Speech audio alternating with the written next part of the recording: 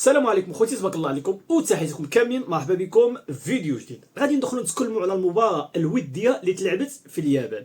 قبل ما ندخلوا نتكلموا، ما عجبونيش القميص برشلونه، ما عجبنيش نهائيا. ما فيه شي كولو معشوق، شي كولو اللي كيعطي واحد الجمال ما كايناش في القميص. بصراحه ما عجبنيش نهائيا. متشحتح، حنا كنقولوا متشحتح. التشكيله هذه اللي دخل بها فليك يعني بحال تشكيله رسميه برشلونه العام الماضي. هيدا لعبوا التشكيله هذه رسميه عند فليك. اللي جديد فيها هو الحارس المرمى. دخل الحارس المرمى غاسيا. القلب الدفاع كاينه اراوخو، كوفازي، كوندي، الاظهره بالدي. كاينه في الوسط بيدري، دي يونغ، اولمو. كاينه في الهجوم كاينه لامين يامال، رافينيا وليفاندوسكي كما العاده.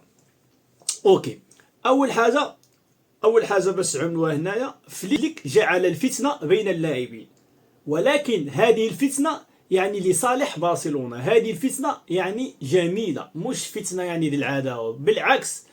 بالعكس يعني عمل حماس بيناتهم. بصراحة هذه قليل اللي شافها في هذه المباراة الودية. انا كشوف كل واحد وكيفاش كيشوف المباراة، انا كنشوفها بطريقة ديالي.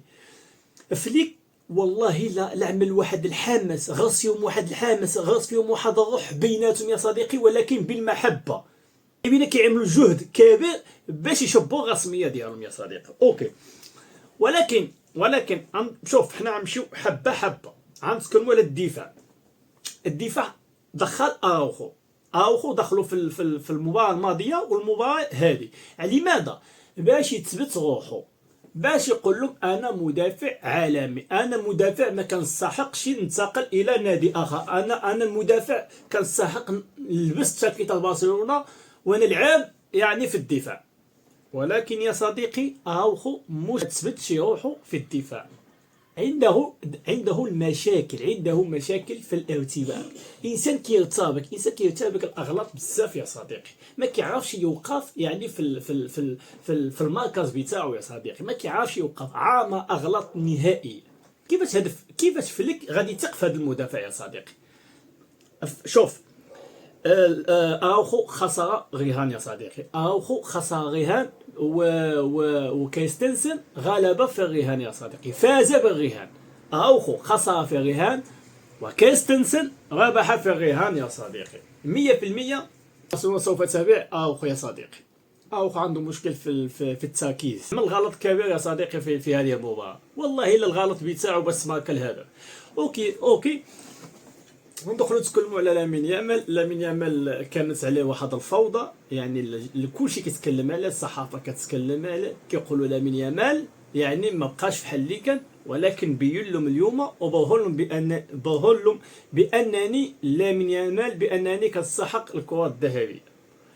لامين يامال لعب يعني بنص لعب يعني ما خرجش داك الشيء كامل، ولكن بهدل يعني الدفاع د الخصم، بهدل الدفاع الخصم. ما شاء الله عليه، بين لهم بانني ما كاينش اللي يتنافس لي على بلاصه ديالي.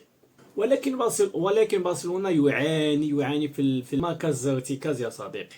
يعاني كثيرا في المركز ارتكاز دائما خاوي يا صديقي، دائما فاضي، مش عامر، دائما فاضي. الخصم كيهجم، ولكن لما يشوف يعني اللاعب بتاعهم يعني قرب ضربه الجزاء كيعطيها له وكيتشوطها، حيت ما كايناش ارتكاز اللي يقدر يوقف يعني تما. ما كايناش ارتكاز برشلونه نهائيا. اوكي، هذه النقطه مشات. من هي التشكيله الافضل، الاولى او الثانيه؟ التشكيله الافضل هي الثانيه يا صديقي. نقول لكم ملخص هذه المباراه.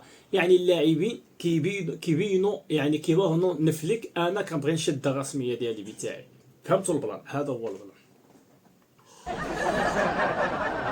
هنايا هذيك الظهير الايسر تثبت نفسه، هو اللي غادي يكون 100% غادي يكون بديل بالدي. اش قلت لكم، نوض الفتنه بين اللاعبين يا صديقي. لا خصك انت تبان، لا خصك تلعب رسمي، خصك تبدل المجهود. هادشي اللي عمل لهم فليك في الدماغ ديالو هنا. خوفي يعني الظهير الايسر تثبت روحه وتثبت بانه خصو يكون بديل دبالدي، حيت بالدي ما كايناش المنافس ديالو، ولكن غادي يكون منافس دبالدي هو خوفي. جيرارد مارتينيز بودنين صافي انتهت الصلاحيه ديالو، هو عارفه.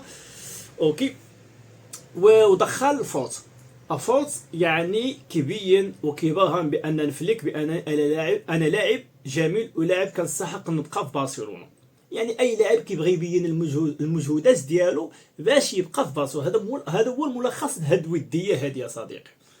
طوغيس ما نتكلموش عليه، راشفورد ما نتكلموش عليه، غوني داكشي اللاعبين كاملين ان شاء الله غادي يشدوا البلاصه ديالهم، وفليك غادي ينظمهم كل واحد واش من مباراه اللي غادي يستحق يدخل.